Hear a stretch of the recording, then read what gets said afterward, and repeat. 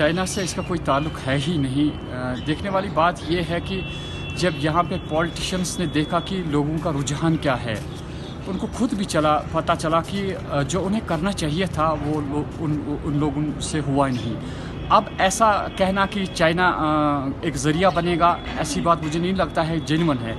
खुद जो उन्हें करना चाहिए था उन्होंने नहीं किया। अब उनका ये तासुर देना कि अब चाइना यहाँ से 370 को वापस लाएगा या 35A को लाएगा, ज़ाहिर सी बात यह है कि आज फारूक अब्दुल्ला जैसा शख्स भी या जो भी कोई पॉलिटिशियन है वो खुद भी ये महसूस कर रहा है कि यहाँ पे कितनी ज़्यादती हो गई 370 और 35A को उठा के।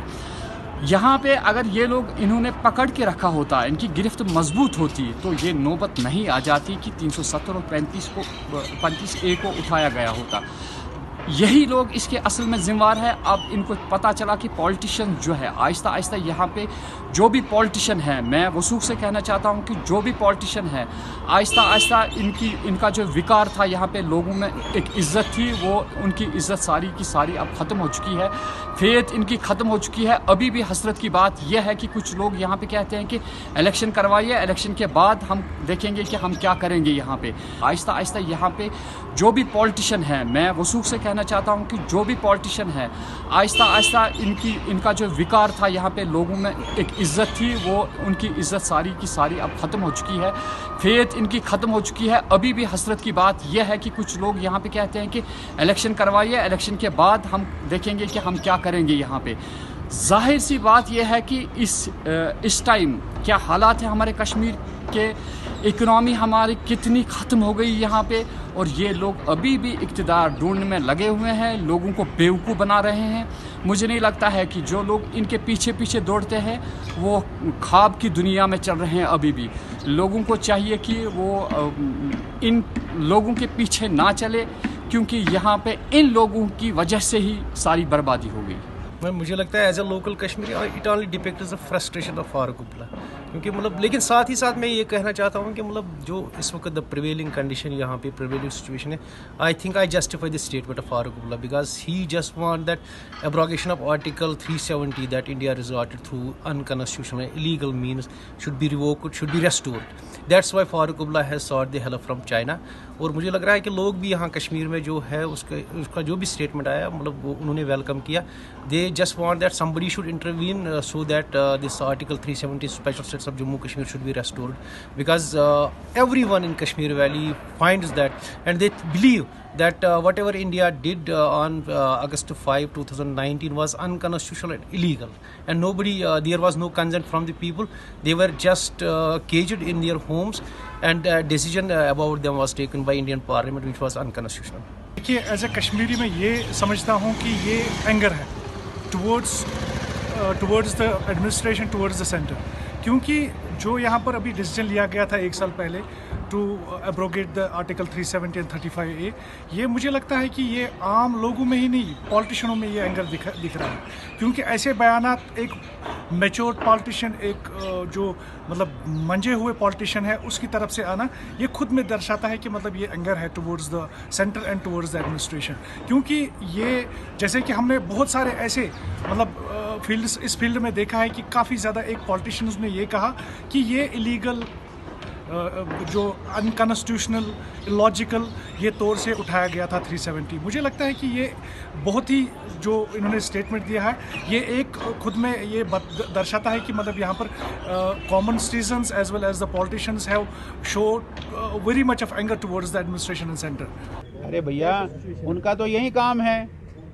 कोई ऐसा कोई उनका कोई कभी आपने सुना कोई वो देश के लिए, अब एमपी बने हैं, एमपी बनने के बाद भी वो इस प्रकार के भाषण देंगे। जब एक तरफ से हम चीन के साथ लड़ रहे हैं, हमारी फौज लड़ रही है, हमारी सेना लड़ रही है, आम आदमी लड़ रहा है, लद्दाख का हर नागरिक लड़ रहा है, हर एक व्यक्ति लड़ रहा है, वो चाहे वहाँ मुसलमान है, वो चाहे वहाँ हिंदू है, या वो चाहे वहाँ बौद्ध है, सब लड़ रहा है। तो फारूक अब्दुल्ला की अपनी राग होती है, वो अपनी राग अलपाता है, उसकी राग से कोई फ़र्क नहीं पड़ने वाला है। ये तो एक शर्म की बात है कि वो अपने आप को अब चाइना के साथ जोड़ रहा है। अब चीन, पाकिस्तान को छोड़ दिया, अब चीन के साथ जोड़ रहा है। ये एक बहुत इस प्रकार के नेता के लिए अशोभनीय ये बात है जो उन्होंने कल कही है। मैं इसकी खूब निंदा करता हूँ। भारतीय जनता पार्टी इसकी खूब निंदा करती है। भारतीय जनता पार्टी ऐसे नेता से जो मुख्यमंत्री रहा है, जो MP रहा है कई बार, वो इस प्रकार के बयान देंगे, ये शर्मनाक बयान जो उन्होंने दिया है, मैं उसकी घोर निंदा करता हूं। फारूक साहब का स्टेटमेंट जो उनका स्टैंड है वही सबका स्टैंड है, तमाम पार्टी का स्टैंड है, उमर साहब का स्टैंड है, और जो बाकी पार्टियां हैं भी वो उनका भी वही स्टैंड है। उसमें कोई फ़र्क नहीं है कि 370 पंथी से ये जो हमारी स्टेट है, ये जो विभाजन किया गया, इसको कमज़ोर किया गया है, तो हम उसके ख़िलाफ़ हैं, और इसके लिए इनको करना होगा, ये एक्सरसाइज करनी होगी। जो पोजीशन हमारी थी उसको बहाल करना होगा, और यहाँ की जो अंदरूनी खुद मुख्तारी उसको पूरी तरह से बहाल करना होगा। उसमें कोई दो राय नहीं। ये हिंदुस्तान के आईन ने ये हक़ हमें दिया है, और इस पर बात करने से हमें कोई रोक नहीं सकता। फारूक साहब एक एज ओल्ड पार्टी के प्रेसिडेंट हैं, तो उन्होंने किस परिप्रेक्ष्य में ये कहा है, मेरे ख्याल से वो ज़्यादा बेहतर उसकी जवाबदेही दे सकते हैं। हमारा मानना है कि जो जम्मू कश्मीर या हिंदुस्तान के अंदर के मसले हैं, वो हिंदुस्तान के लोग सक्षम हैं। भले किसी वक्त कुर्सी पर कोई हो, सुनने वाला हो या न सुनने वाला हो, वक्त एक जैसा नहीं रहता है, साइकिल घूमता है, मगर कंट्री के अंदर जम्मू कश्मीर जैसा इशू सॉल्व करने की सलाहियत है। लेकिन थर्ड पार्टी को उन्होंने इन्वॉल्व किया, तो आपको लग रहा है? वो तो आप उनसे पूछिए ना। फिलहाल तो हमारे डिक्शनरी में चाइना कहीं आता नहीं है। क्या कर रहे हैं? नहीं, वो डिफरेंट चीज़ है, मगर उन्होंने जो स्टेटमेंट दिया है वो in capacity of pattern of national conference, but वो पार्ट कहीं पर भी किसी जगह किसी फोरम में लाइक माइंडेड पार्टीज़ में डिस्कस तो हुआ नहीं। बाकी वो अपनी जगह मिजाज है, कुछ भी बोल सके और बोलते भी आए हैं।